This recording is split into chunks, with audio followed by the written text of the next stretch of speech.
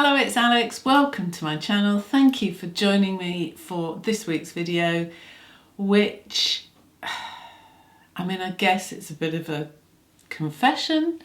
Yeah, I have made my first item having gone through this closet, what's it called? Curated Closet book. I have literally got a list on one of my bits of paper over here of all the things that I would like to make to fill the gaps in my wardrobe, and I have prioritised them. And number one on that list was a long A-line swooshy skirt. If you look at my mood board, all of them were really kind of a wide, very kind of full. Some were gathered, some were not, some were almost like a long, full circle skirt. Yeah, and I've been dying to make it because, yeah, it's something I'm really looking forward to wearing.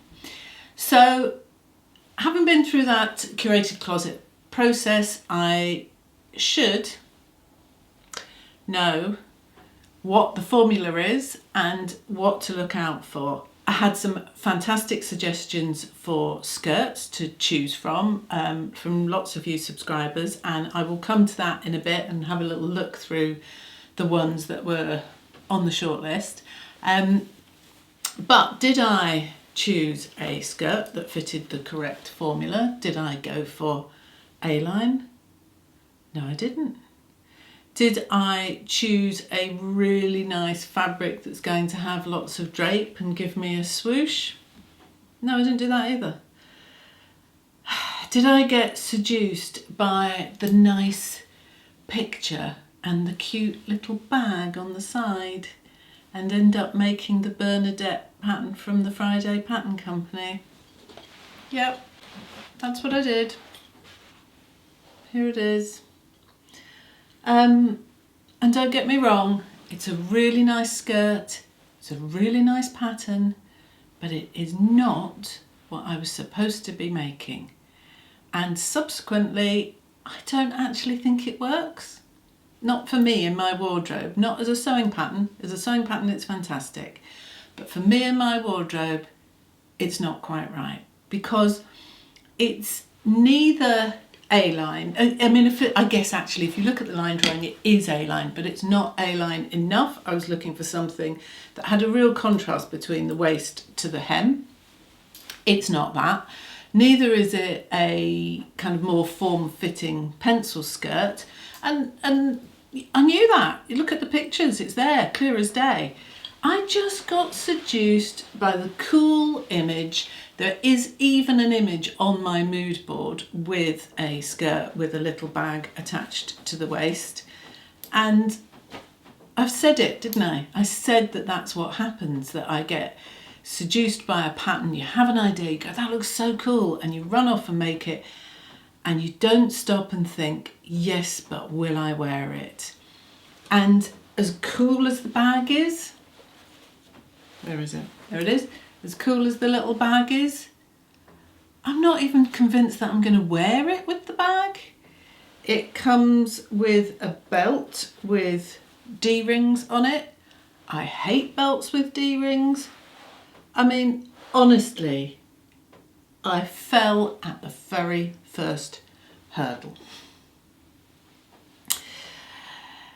I've always been honest on this channel, haven't I? There was a part of me that thought, shall I just not mention it? But no, I've always told you what's gone wrong, and this one, I'm afraid to say, I think has gone wrong. Not sure if the camera's picking it up, I hope it is, but it is a pinstripe fabric, and you might remember that one of the things that I'd identified was that I'm really drawn to pinstripe fabrics, and I think I mentioned I'd already bought this. I found it in Abakhan. What I liked about it is not only is it pinstripe, but the stripes are a rusty colour, which is not something I've seen a lot of. You know, they're usually white, aren't they? So I thought that would work really well because that rusty kind of colours I like. It's certainly mid to heavyweight, so I wasn't going to get lots of drape. And don't get me wrong, what I have made is a really nice skirt. There are things about it I like. It has these quite wide, if I flip the bag over, it has these quite wide pleats at the front, and then at the back it is darted at the back, and I particularly like how it fits at the back. You know, I think I've said before, sometimes I have to do a sway back adjustment and it fits really nicely on my back. And the instructions were all great. So if you're thinking of making it, don't let me put you off, because this is just a style decision, not a pattern thing. It was really nice to make.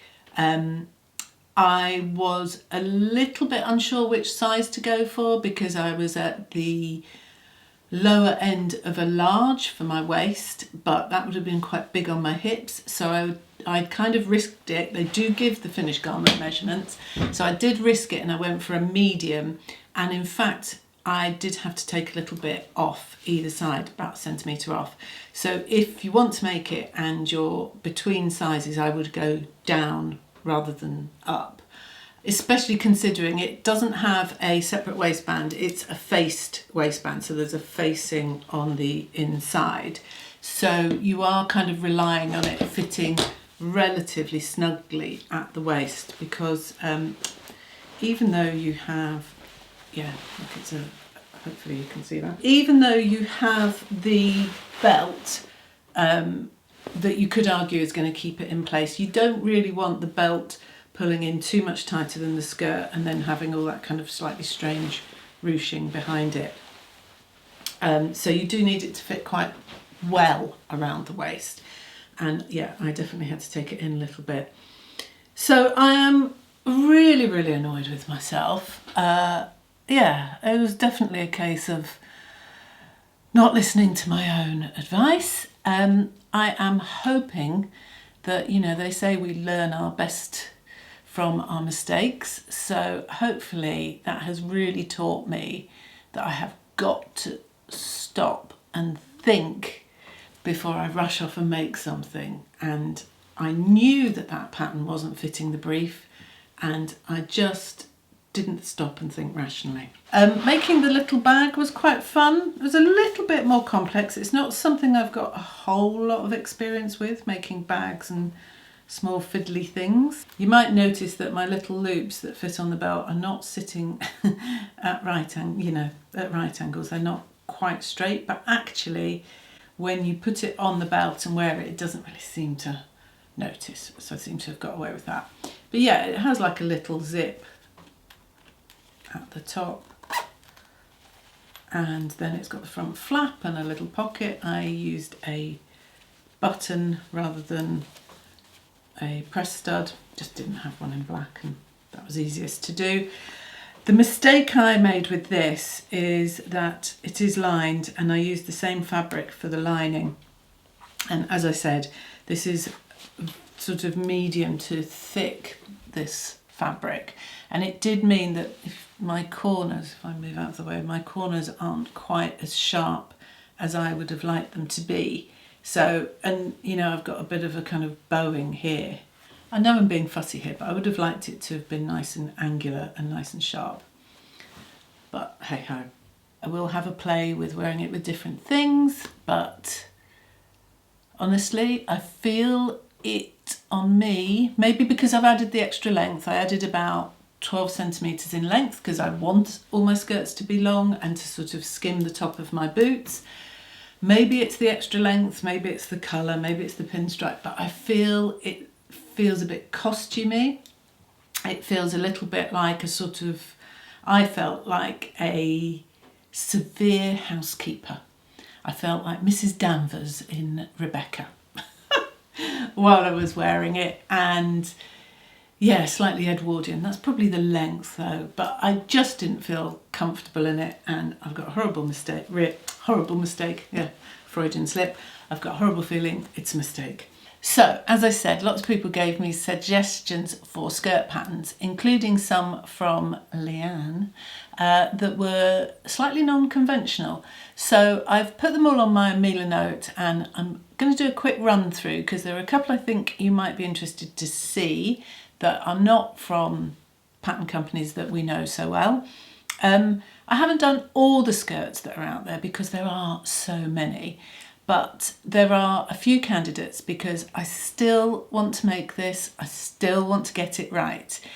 I am now starting to doubt myself, so please, if you have any experience of these skirt patterns or you've got an idea of which way you think I ought to go, let me know in the comments below because clearly I can't be trusted. And then I will go on and make the right thing. Okay, over to the patterns. So the first two are very much in keeping with the theme of riding skirts. This one here, which is available on Etsy, is very much a historical pattern or a costume based pattern. So it's more fitted at the hips. It's got a really deep box pleat at the centre back. You've got options to add pockets, and you can even have a bustle, which obviously I don't really need a bustle for what I'm doing, but I thought it was good to include it. It has a reasonably good size range and the Etsy reviews all looked pretty good. So I wouldn't discount it just because of its historical nature. This one over here is a Swedish walking and riding skirt, and as you can see from this picture here, it actually comes in two pieces that wrap over via a tie waistband. Now this is a custom pattern, so you send off your measurements to the pattern maker and you get a PDF pattern that is specific to you. So I did notice that it was priced in Swedish, which is that krona, maybe Swedish, but it looked to be about £29.50, which is not cheap for a sewing pattern. But then on the other hand, it is going to be custom made. I don't think either of those are going to be quite it for me, but it's really interesting to look at completely different types of pattern companies. Then I've got this one, which is another one on Etsy that came as a suggestion, and I thought this one was interesting with its bow at the back. Obviously we've got side pockets here, it goes up to a size 24. Again, the Etsy reviews were pretty good. It's a PDF again, and I thought this was really nice. I don't think it's for me because I am not a fan of a bow, and I'm not sure how that would work if you're in the car. Wouldn't it be really uncomfortable having that great big bow at the back? But again, an interesting one to have a look at. Then I've got this one, which is the Sylvie skirt. It is a new pattern from a sort of up-and-coming pattern designer.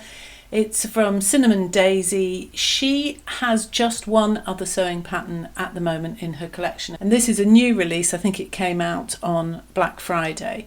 So this is interesting. It comes as a mini or a midi, and it has multiple panels.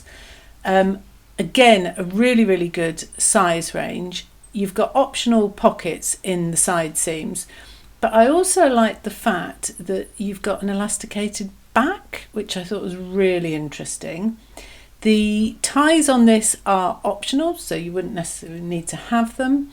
And if you click through, let's have a look, there are some options where somebody has done, look at this one.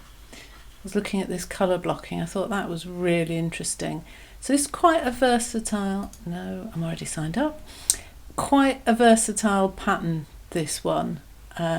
And quite nice to support somebody new. And then the other one, which is also from somebody I hadn't come across before, is the Hanbok wrap skirt. I'm following this lady, Sewing Therapy, on Instagram, and she's been showcasing this pattern for the last few weeks, and she's made some really, really beautiful versions of it.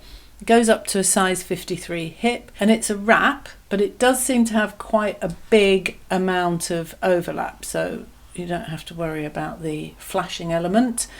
It's inspired by a hanbok, which is, I've googled, a traditional Korean dress. And also with this one, there is a YouTube sew along. And let's click through and see if we can see some of her options. Got this tie at the waist. I don't think that's going to bother me. It's not a massive, great big bow, but you can see the contrast fabrics there, which I think could be really interesting. You know, look, she's made some really, really beautiful versions, and of course doesn't necessarily have to be different colours. It could be the same colour but different textures. So I thought these two were both really good options. Obviously the thing with skirts is that you can lengthen them and shorten them pretty easily. This was another one that came up. It's the Amira skirt from FibreMood. I might even have this, I think. FibreMood are usually pretty size inclusive. What's nice about this is this yoke detail. Lots and lots of gathers there. I like to have a yoke around the waist there because I find that then you're not worried about having the excess bulk of the gathers. I kind of like how that looks. Typical FibreMood though, I do find them tricky because you never get brilliant pictures of their patterns. They're very sort of fashion oriented, and then you're like, yeah, but give me a line drawing. I want to see. If you look at this picture, I think this is a really good option. I suspect there's a zip. Oh, look, I've put zip question mark. There's going to be a zip there somewhere, isn't there? Similar is a new pattern release from Lauren at Elbe Textiles, the Howerdel skirt. So it's got a similar feature in that it's got the yoke, but with a asymmetric, multi-tiered look to it. Now, this is not for me. Only because I can't be doing with all the tiers. They kind of, I've had enough of multi-tiered skirts. You could have it so that you just have the yoke and the first tier with the asymmetric gathers, and you don't have the one at the bottom. Could you? Or is the hem at an angle? There's the pattern. Where's the line drawing? Okay, so if I was making this one, I would probably make view B and eliminate the bottom tier. Ideally, I'd like to make view A with the asymmetric yoke, but without the bottom tier, and obviously it need to be straight. So I'd have to have a bit of a think about it, but it's an option. So this is another suggestion, and this is a knit pattern, but not to be eliminated from inquiries, because there's nothing like wearing a knit skirt. We're back to being super, super comfortable, and this has got looks like it's fairly fitted around the waist and then flares out at the hemline. I think this is a really good option and would probably be a nice, quick and easy make if you're somebody that can cope with Style Arc's instructions, which, to be honest, I personally don't find them to be difficult, but that's another good option. And then this is another new release from Itch to Stitch, and it's another one with panels or gauze. Quite a lot of people mentioned this one to me, which is why I've included it, but I don't think it's going to fit the bill for me. I don't think it is A-line enough, and I think that I really do want gathers or quite a lot of flare at the hem. And then this is the last one. It's the Carnaby street skirt. It's a bit of a rogue one, really, because it has the sort of typical denim or jeans styling. It's got the angled pockets at the front, it's got a yoke at the back and patch pockets, and immediately you would think of making it in denim. But of course there's no reason why I couldn't lengthen it, and there's no reason why I couldn't make it out of pretty much any woven fabric.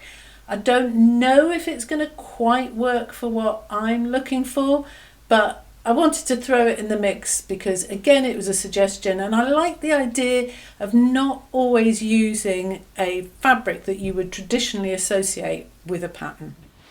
Okay, so that's my little roundup, and as I said, any ideas, let me know in the comments below. So that is me done for this week. I will say that my next video is looking far more successful. Thank goodness. I have started to make the skirt that I talked about. No, it's not a skirt, it's a dress. The dress that I talked about that is inspired by the mint velvet dress that I tried on in John Lewis.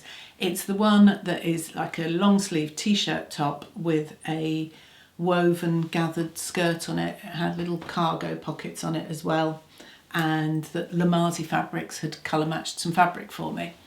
So I've done a few little experiments on how to get that gathering and deal with the two fabrics, and so far it's looking really good.